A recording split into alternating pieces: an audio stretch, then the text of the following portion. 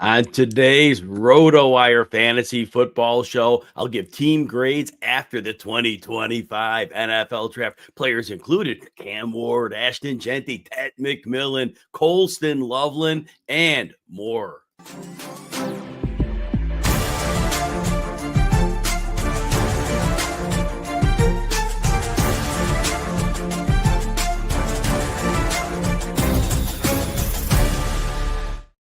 Welcome to the RotoWire Fantasy Football Podcast, sponsored by Circa Swim. I'm Jim Coventry. Unfortunately, Anthony Servino will not be with us today, but we'll be back next time. Again, today's show, I'm going to give team grades. These are fantasy football grades based on the selections in the 2025 NFL Draft. And that's an important note. This is not a grade with defensive players.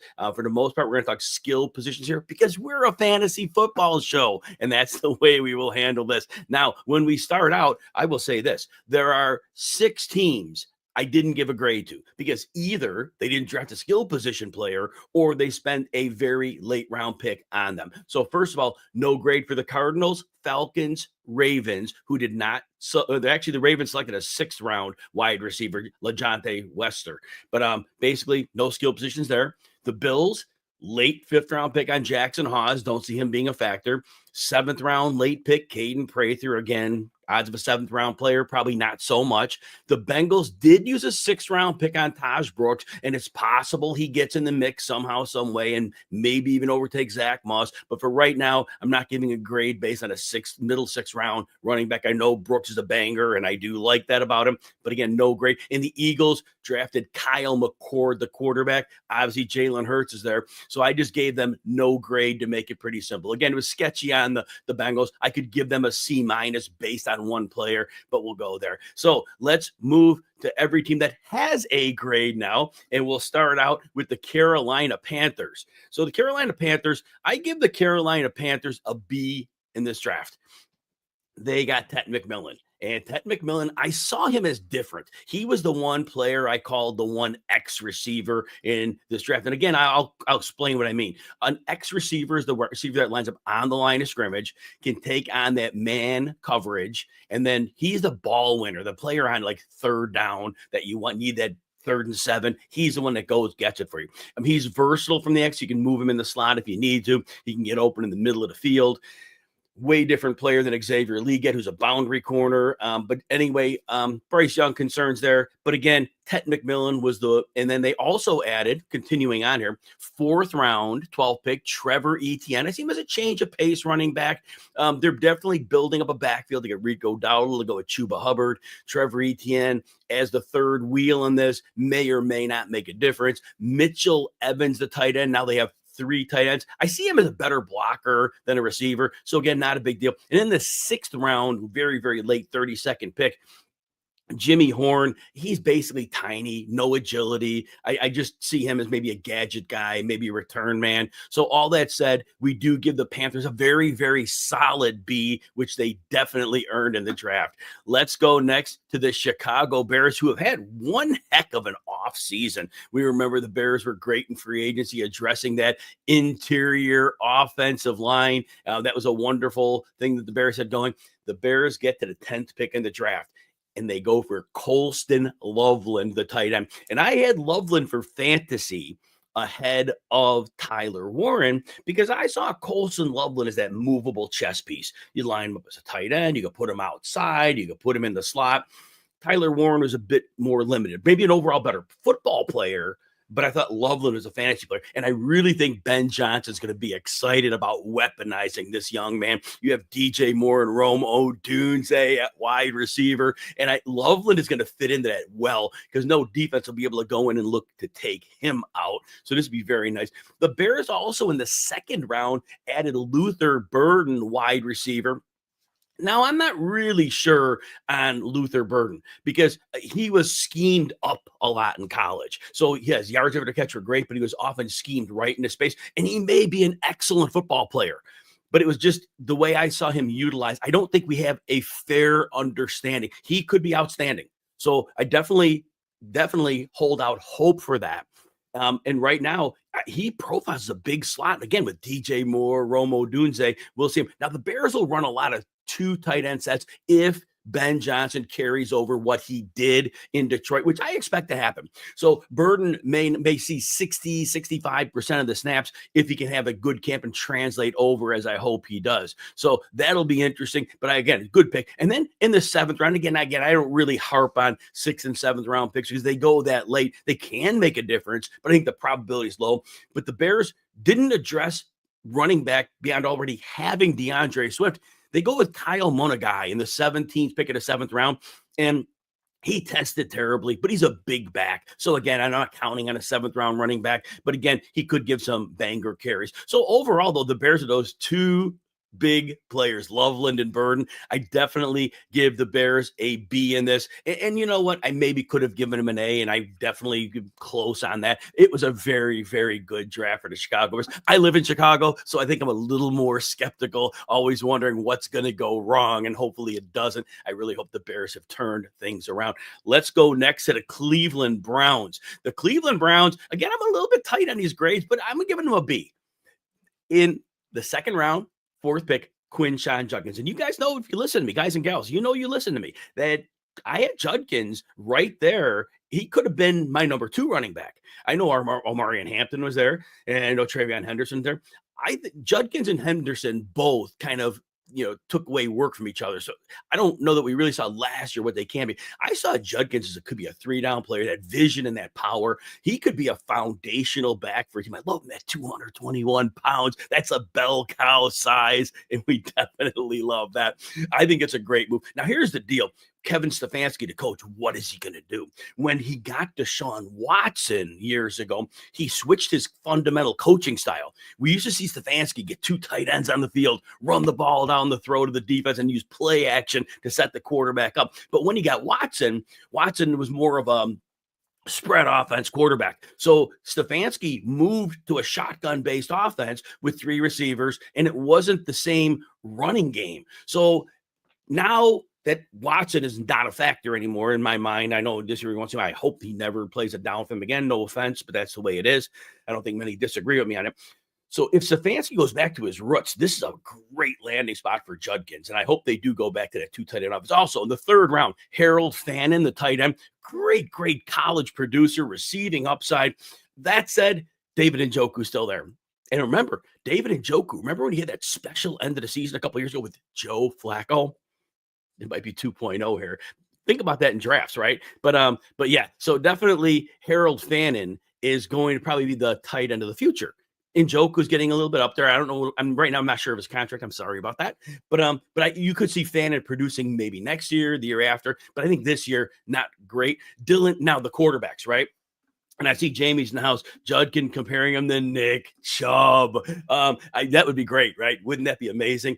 That's high praise. Nick Chubb, as everybody who listens to me know, Nick Chubb is one of my favorite running backs in the history of the NFL. And I'm an Earl Campbell guy. I'm a Barry Sanders guy. Nick Chubb, he never got the workload he should have had. It just is what it is. Anyway, we move on. So 2 quarterbacks get selected. Now, remember, Joe Flacco's in there. They also have Kenny Pickett. Nobody's excited. Dylan Gabriel, 30th pick of the 3rd round. I see him as a project quarterback. So that was interesting. And then they come back in the 5th round with Shedeur Sanders. Don't know what's going on with that. That's another story for another day. Look, I'm not in the house. I'm not with these teams, but it seems very clear that teams were not happy with whatever the young man brings outside of football, whatever that means. So that said, I don't know what the quarterback room is, but with Dylan Gabriel ahead of Sanders, that's weird. I think Flacco is going to be starter for a little while this year. And then they pick up Dylan Sampson in the 4th round. Committee back, could be a pass catcher. Now, if Judkins doesn't come right in and take that role, they don't want to give him that full workhorse role. Well, you could see that happen there where Dylan Sampson gets involved. Jerome Ford's still there and a very good pass catcher. So that's going to be an interesting point there. But anyway, very busy draft for the Browns. To spend a lot of time on it. They definitely get that B. And again, I'm a little stingy on grades here. Hey, let's move to Circa. While your favorite team's making a splash in the draft, you can be making your splash at the ultimate pool party at Circa Resort and Casino in Las Vegas. Stadium Swim's your year-round destination for nonstop fun with 3 levels, 6 pools, and a massive 143-foot screen. That screen is intense to catch every game in every season. It's the place to soak up the sun and party all night, 365 days a year at Stadium Swim, only at Circa Resort and Casino in downtown Las Vegas. Secure your spot now at circalasvegas.com. And yes, we had to get to the Dallas Cowboys. So when we look at Dallas, I give them a C- in this draft. Look, I don't know what Dallas has been doing the last couple of years. Dallas was all in last year. Well, that didn't go well. And then this year, they really need running back help. They brought in Javonte Williams, who has been very inefficient the last 2 years, is returning from that ACL injury, and Miles Sanders, please. And they wait till the 5th round to address their running back situation in a great running back class. Jaden Blue. He's a nice player. I see him as a space player, slippery with the ball in his hands, but I see him as a change of pace and maybe a receiving back. So that didn't solve their problems. This team had an opportunity to go get a lead back. They didn't do it. So I'm not happy with that at all. Phil Maffa in the 6th round. Again, 6th and 7th round players. I'm going to tell you this all the time. I'm going to bet against 6th and 7th round players almost every time.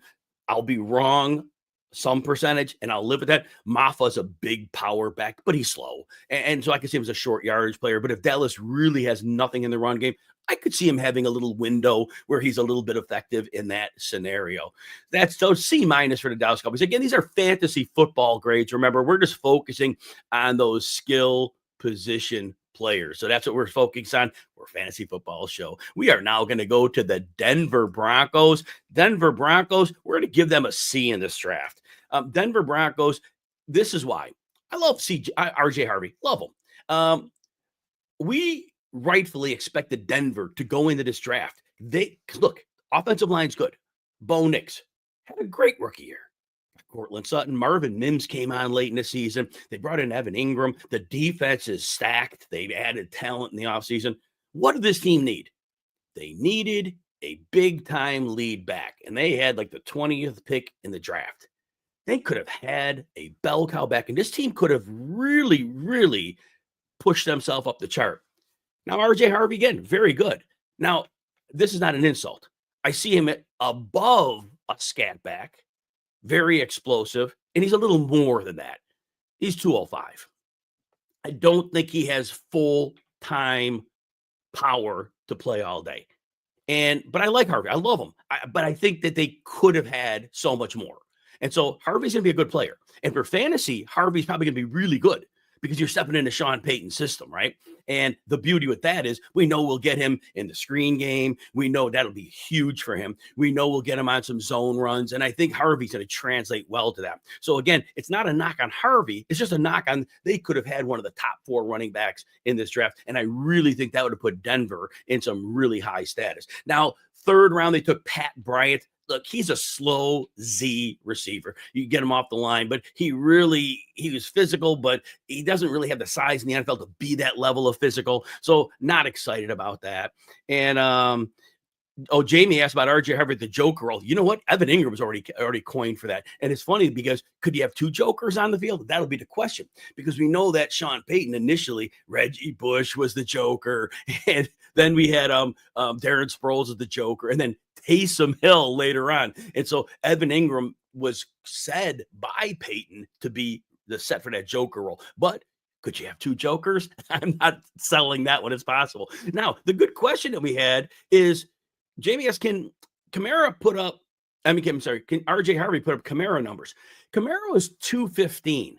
And I think that's one thing that I always had to keep remembering.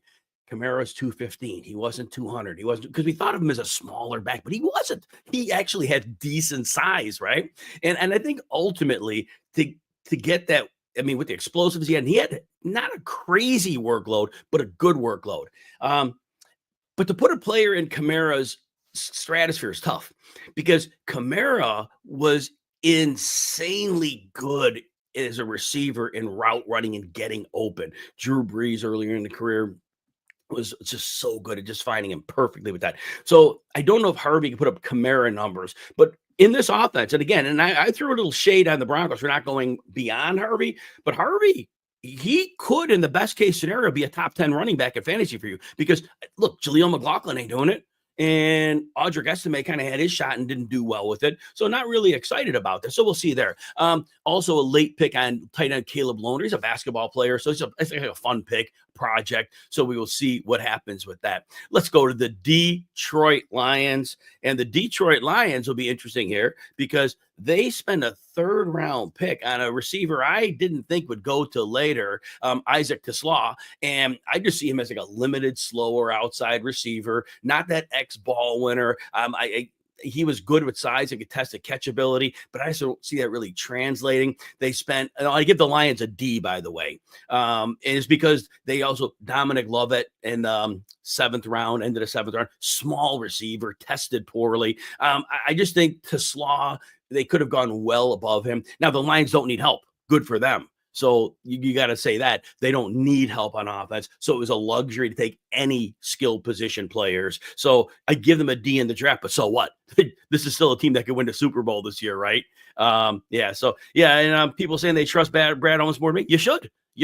Somebody's making 6 or 7 figures and, probably high 6 figures. So yeah, you should trust him more than you trust me. But, fantasy football analyst here, and I'm doing my best. All right. Let's go next to the Green Bay Packers.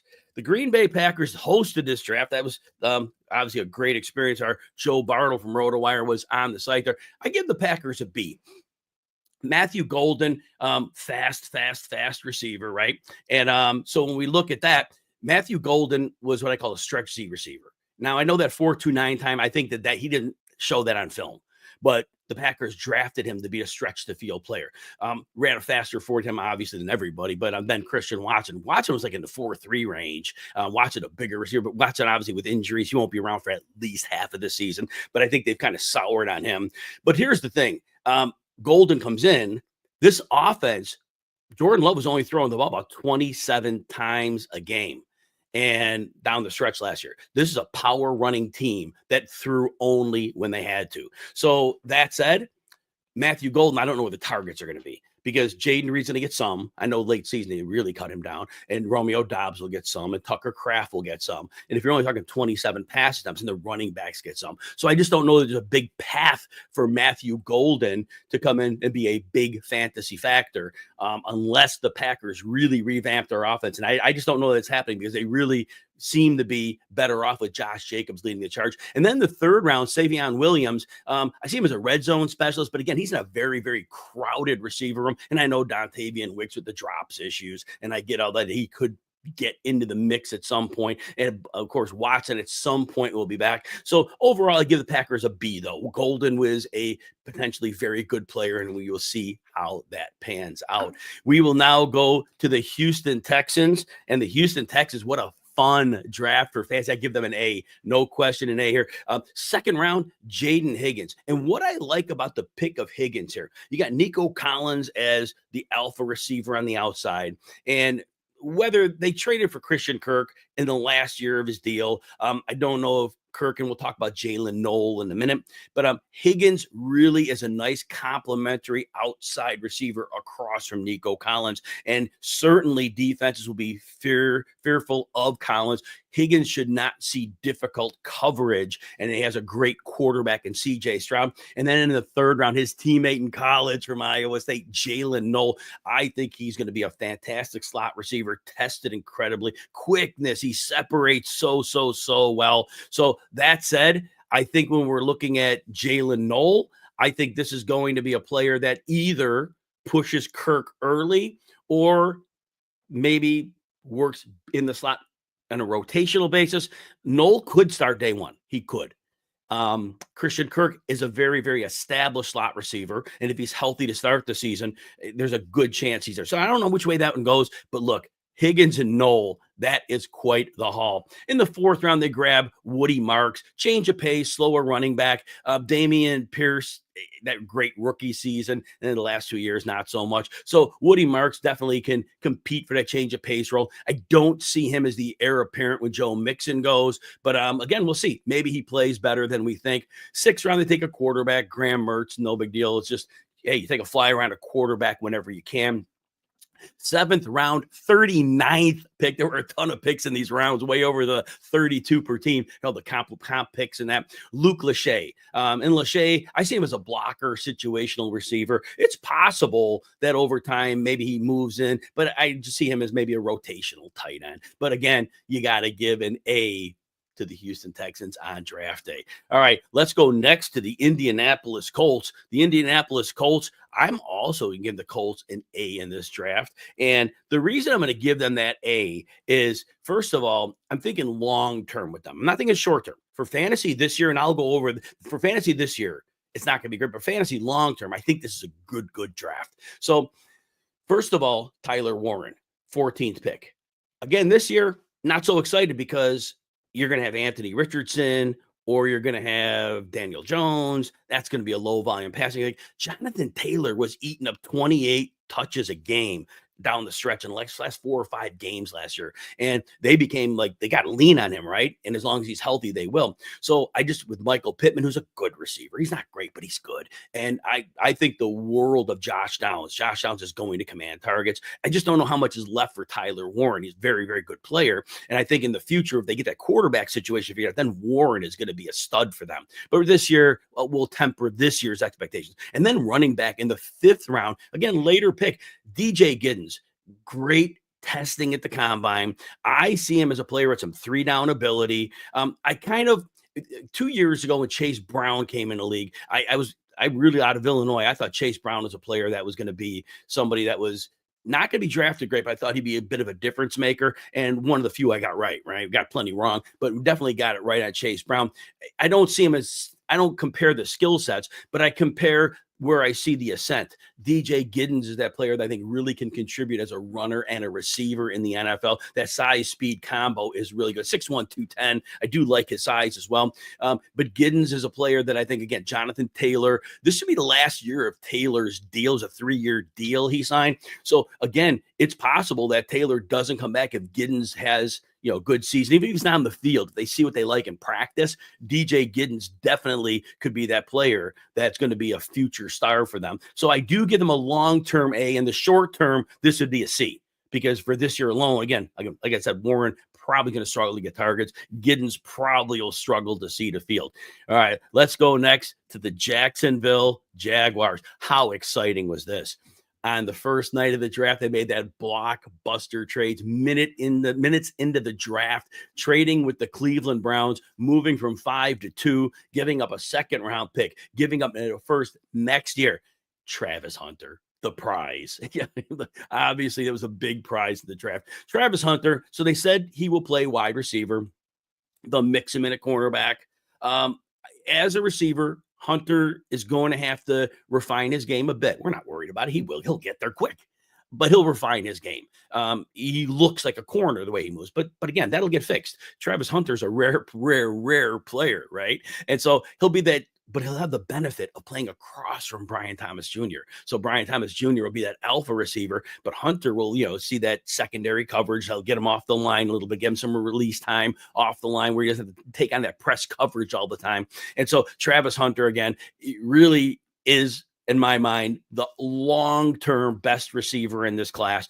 For this year, Tet McMillan might be better, but give me Travis Hunter long-term. Again, that really on its own gets the Jaguars to the A. Give a picks certainly later, and that's fine. 4th round, they go at Bashal Tutin. We knew he ran that incredible 40 time at the combine. His agility testing was a major concern. So to me right now, what we see, this might be a straight line, fast player, which is good. There's a use for that. He did show on tape a little more agility than his testing. So let's be hopeful that he actually, turns on that. But the fact he got picked in the 4th round, it's kind of about where we thought he might go, but he'll have to prove a little bit at the NFL level, but he might. So I'm interested to see what his future brings. In the In the seventh round, I thought this player would go significantly early. LaQuint Allen, receiving back, change of pace back. What this tells me is it's the last year of Travis Etienne's deal. We saw him really, he still led the team in touches last year, the running back over Tank Bigsby, but realistically, you could just see the team just going away and away from him. So it looks like you bring in Tootin, you bring in LaQuint Allen, you got Bigsby there. I know Etienne will still have a role this year, but it really looks like this team is transitioning on. But all that said, you give the Jaguars an A in this year's draft. Let's next go to the Kansas City Chiefs. The Kansas City Chiefs, first of all, they did take an offensive line. I know we're talking skill position players there. Took an offensive lineman at the end of the first round. That's great for Patrick Mahomes. But in terms of skill positions, fantasy, we're giving the Chiefs a C. I love their pick of Jalen Royals. And long term, this could be a big deal. He's one of my favorite receivers in this draft. You could line him up outside. You could line him up in the slot. You get that vertical speed from there, which you could tell last year, this year, the Chiefs are making it a point of emphasis to get that speed on the field. They drafted Xavier Worthy. They brought in Hollywood Brown, who was hurt last year. But again, speed, Jalen Royals in there now. So it's definitely a focus. But again, the path to playing time this year, that probably isn't easy. Now, Hollywood Brown was brought back. If he's healthy, he certainly would be ahead of Royals because, Andy Reid eases those receivers in. But long-term, Brown's probably going to be out after this year. I'm not sure what his contract was. Probably a one-year deal off the top of my head. But Royals should the following year really be a better player for him. So longer term, it's a better grade for the Chiefs. And then in the seventh round, Brashard Smith, I see him as that hybrid running back wide receiver listed as a running back. He's an open field weapon. This is an Andy Reid special. He loves to work with these players. And we saw what he did with Xavier Worthy in some ways last year. It just great stuff. So it's a good project player for Andy Reid. But again, I give the Chiefs a C for fantasy in this trade. All right, we are going to talk more of the grades from the NFL draft after we take a short break. All right, let's go to the Las Vegas Raiders next. Las Vegas Raiders, you know what? I'm giving them an A in this draft. When you get Ashton Jeanty in the first round, it's the sixth pick. Go ahead, spend it. Because we always talked about how, running backs have been devalued. You know what? Jahmyr Gibbs went in the first round. It was great. Bijan Robinson went in the first round recently. That's been great. Ashton Jeanty's going to be great too. We're very excited to see a 3-down back. And the backfield he comes into. Not much going on there. Raheem Mostert looks like he was probably at the end of the line last year. And Sincere McCormick had a little flash of something, but then was hurt. This is Jeanty's backfield. We know that. No questions here. Second round pick on Jack Bech. Thought that was interesting. A lot of people love Bech, and maybe he'll be an excellent NFL player. But I see him more. Look, he's a slow player. He's a possession type player. I see him more of a big slot. I see that. But he could play outside a little bit maybe. I'm just very concerned about his transition to the NFL. And I hope I'm wrong. I hope because there's so many of these players that play these interior roles that you can't quantify what you see on film, because some players have a knack for getting open. And these are things we can't quantify and how that'll translate at the NFL. So I'm always very cautious when you're talking about these players that can live on the inside. So I'm hopeful for Bech. But overall, it is testing, which was below average. And again, he's an outlier of the numbers. But again, it's the Raiders pick there. Hopefully he pans out for them. They go with Dante Thornton in the fourth round, speed outside receiver, which is fine. You need a vertical element in your game. We'll see.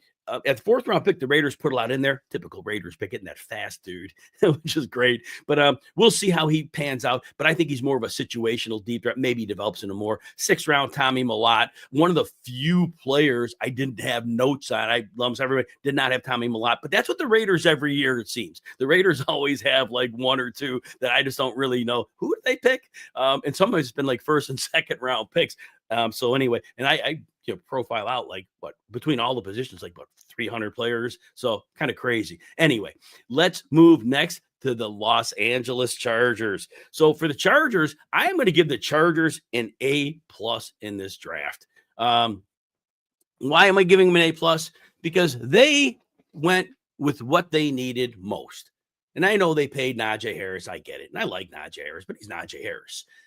Omarion Hampton. And I like Travion Henderson better than Hampton, but for what this team does, Hampton was the best pick. If I'm the Chargers, I would not have taken Travion Henderson. I would have taken Omarion Hampton 10 times out of 10 because this is a team that wants to be a power running team. They built that offensive line. They even brought Mekhi Becton in to help on the interior, 365 pounds. That's going to help. Their tackles are outstanding. They really shored up that line across the board. And Greg Roman's the offensive coordinator. They're going to run. And Omarion Hampton is a perfect player for him, that workhorse frame, that power. It's exactly what the culture of this team is about. And when they make a pick like that, you know they're going to optimize them. And the coach already said that Harris and Hampton are co-stars. I get it. You paid Harris starter money, $9.5 million, I believe. I get it. But at the end of the day, you used a first-round pick on Omarion Hampton. So maybe week 1, they're splitting work. By week 3, is Harris going to get more than 7 touches? Well, they might run the ball enough where they can, as long as their defense can hold up. So again, excited for Hampton. They go with Trey Harris in the 2nd round, and this is a great complimentary receiver for them. Physical at the catch point, strong hands, excellent body control, good outside receiver, more of a possession plus type receiver, but that's what they can use. And McConkey, he can play outside or in the slot, but this lets McConkey, well, you could say outside too. They both could play outside, but they really do need an X. That's fine. It's okay they don't have them. There weren't X's in this draft. Tet McMillan, in my mind, was about it. 5th round, they go with Keandre Lambert-Smith. I just see him as a stretch downfield receiver. I don't see him as a consistent player. He moves smooth and he's verticality. He'll be used to open the field up on occasional basis. I was really happy with the 5th round pick. Look, he's 223 pounds. Oronde Gadsden II. His dad played for the Dolphins years and years and years ago. But he's basically a wide receiver who plays tight end. But if they want to weaponize him, he could be a fun element in this offense. And, maybe too similar with the smaller receivers they have.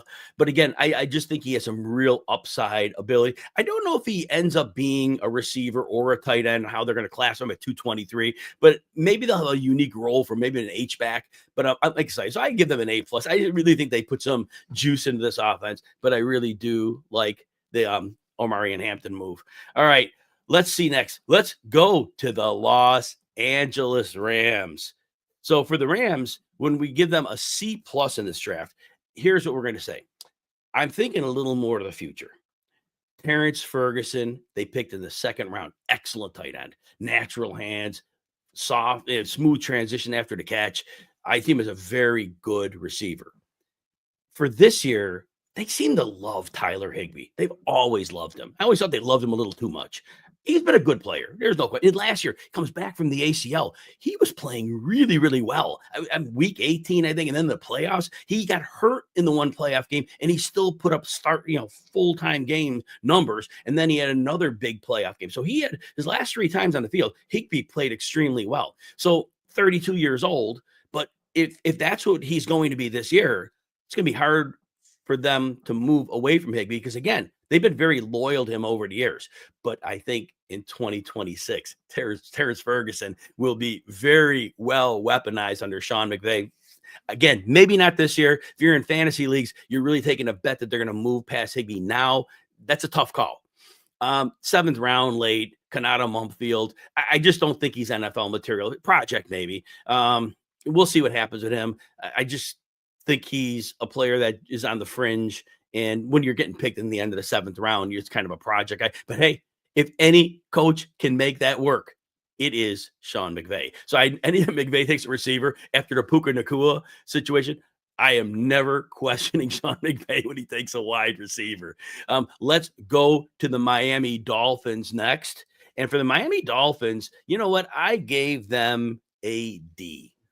They really didn't address. They needed help for their running back, Devon Achane. They really need some. Jalen Wright, he didn't look good last year. Now, maybe it was just a rookie acclimation, and maybe he'll be fine. But he didn't look like he fit last year. Inefficient on his opportunities. There was a game he did okay, but for the most part, just inefficient. And they waited till the 6th round to grab Ollie Gordon. Now, Ollie Gordon's an early down grinder, and I do think there's merit to the fact that you get a grinder to go with Devon Achane. But again, like I always say, I usually will bet against 6th and 7th round players. And I know I'll be wrong. Sometimes, but I just don't think Ollie Gordon is what they need. They could have used a little more pop, somebody with a little more upside to really take some pressure off of Achane, because Achane at best is when he doesn't have an overwhelming workload. And then in the 7th round, they took quarterback Quinn Ewers. That was smart. You take a project quarterback late. You never know what you're going to get, but you work them out. You kind of work with them. You never know how long Tua is going to be behind the helm, but always take a project quarterback. But again, it's a D for the Dolphins in this one. Minnesota Vikings are next.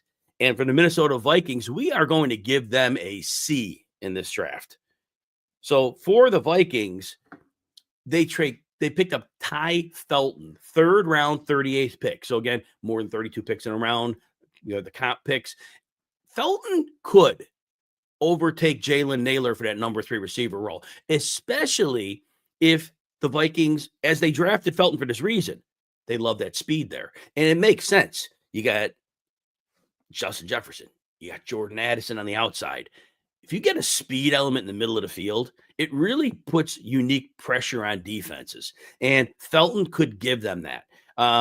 He'll be in a camp battle with Jalen Naylor, who they like. They like Jalen Naylor, but the pick of Felton in the 3rd round tells me they want more. And so that could be a D. But I'm giving him a C just because jury's a little out on how they're going to utilize him. But again, solid pick. All right, next we have the New England Patriots.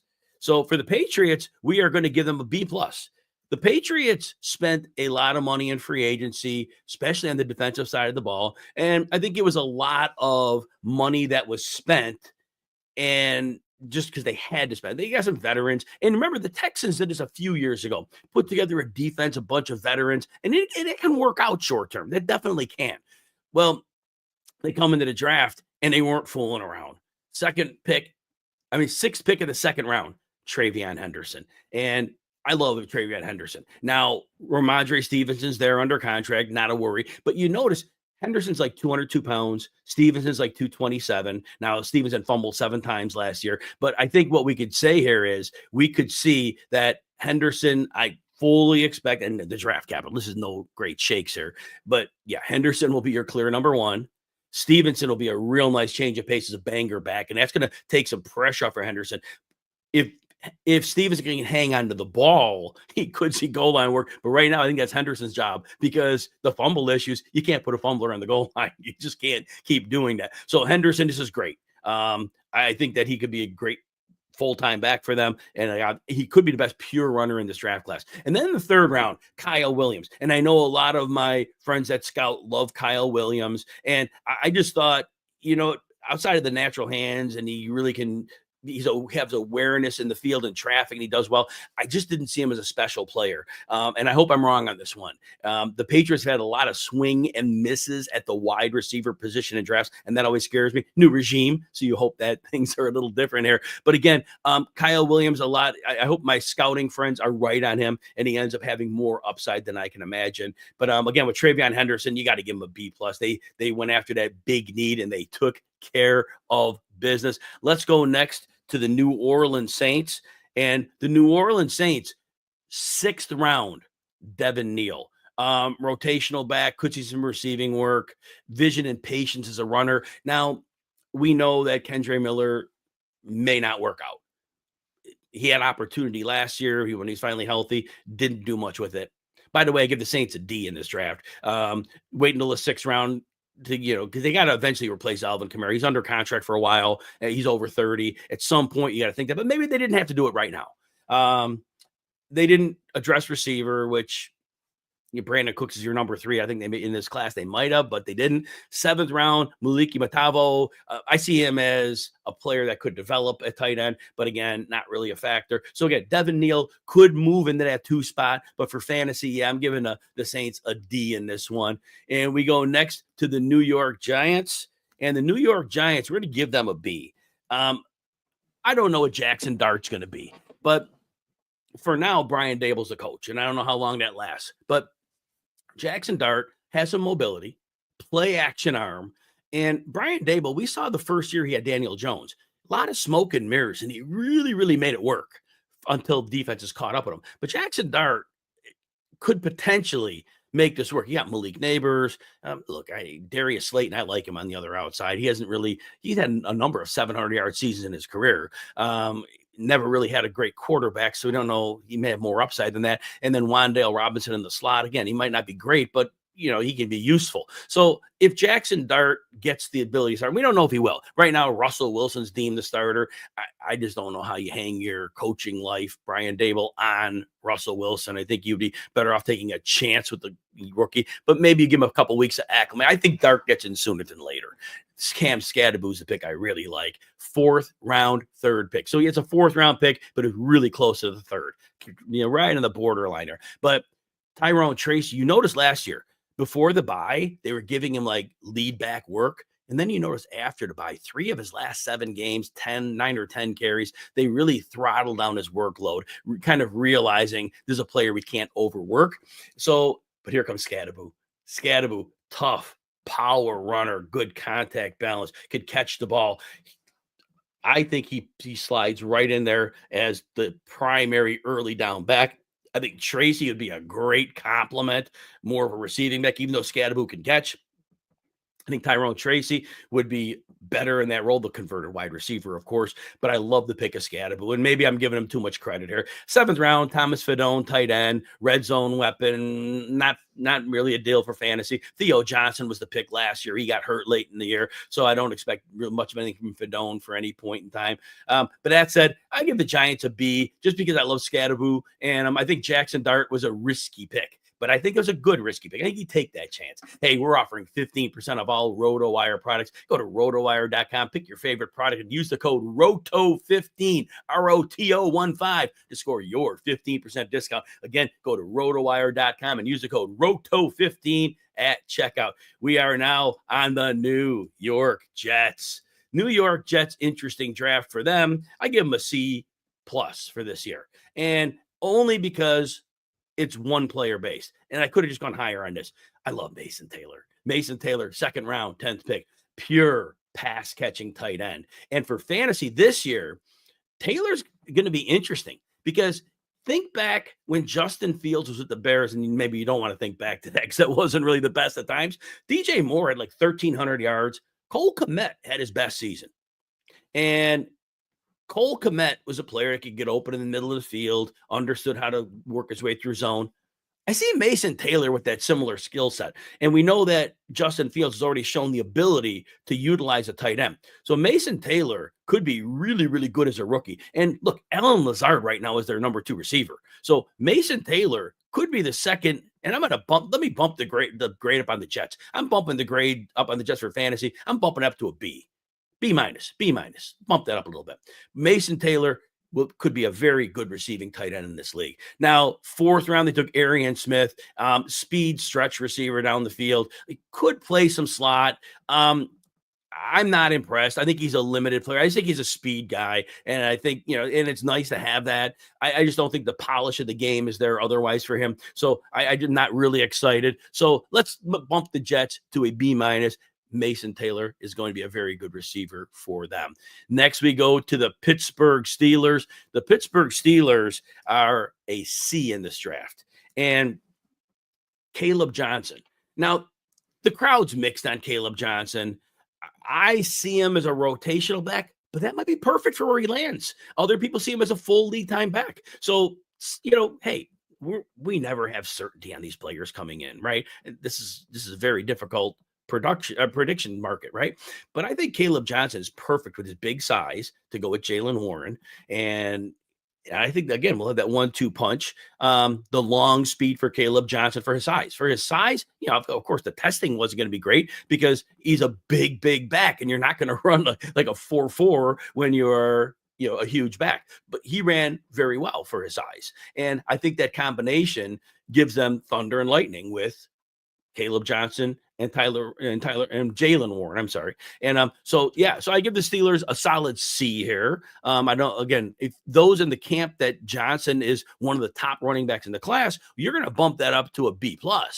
I'm on the jury on him a little bit, but no problems there. Again, plenty of opinions, and I love them all. And then 6th round, they take Will Howard. And look, why not, right? They need help at quarterback.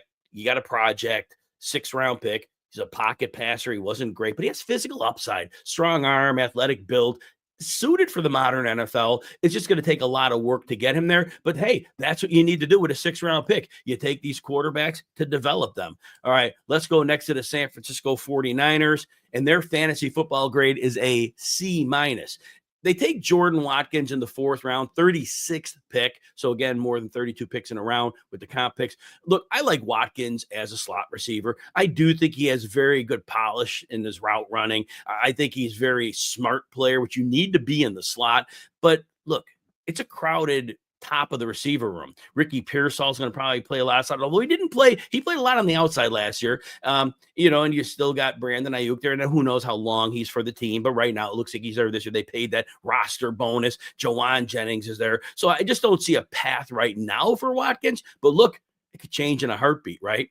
And then 5th round pick, Jordan James. And I really like Jordan James. I see him as a change of pace and a receiving back.